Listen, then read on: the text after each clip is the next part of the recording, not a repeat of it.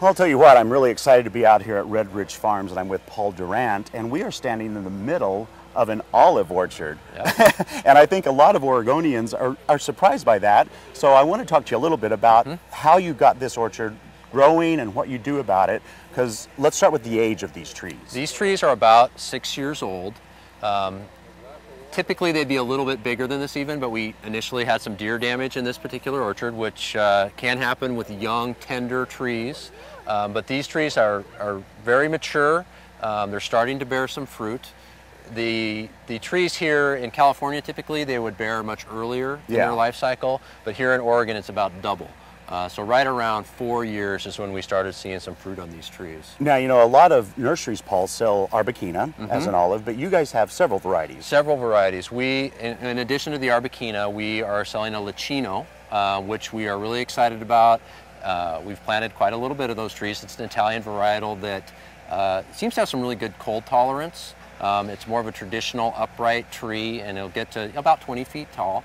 The other tree that we're planting these days is also a Pequal, which is a Spanish varietal, and again a larger tree than these smaller kind of dwarf Arbequinas. Now, one of the great things about being out here is you're not just growing an olive orchard, you actually press the olives and sell the olive oil. So let's go up to the press and look at that right now. Okay, great. So now, Paul, this is what you really call the olive press, but it's not a press at all, is it? That's right. It's really modern processing for olives. It's more of a mill. There just isn't real pressing that happens these days. And this is the only one in Oregon. This came from Italy. This came from Italy. It's the largest commercial mill and really in the entire Northwest. And it's really just a state-of-the-art for making incredibly fine olive oil. So take us through a quick walkthrough of what happens with the olives once they're picked in here. So first step is we want to wash the fruit. It's really important that we get it as clean as we can. So any sort of impurities, you know, imparted to the oils can be a real problem. From there, we basically hammer the olive pit, skin, everything into a paste. It's interesting, a lot of the good oil characteristics and flavor come out of the pit. Really? So we put the pit and the paste into a tank. We slowly turn that for about an hour. We heat it up to about 80 degrees.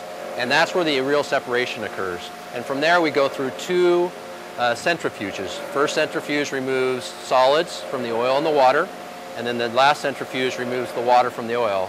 And then you have, you know, really fantastic olio nouveau olive oil. So the fresh, you know, heavily flavored oils that are just delicious. And what you just said there basically means new olive. It's new olive. New olive oil. Yep, new olive oil. And then what do you do as far as bottling it after that? So, well, from there we put it into some tanks, and you know, we'll have our festival and we'll sell that oil, but it only has a shelf life of about 90 days because of the high sediment load.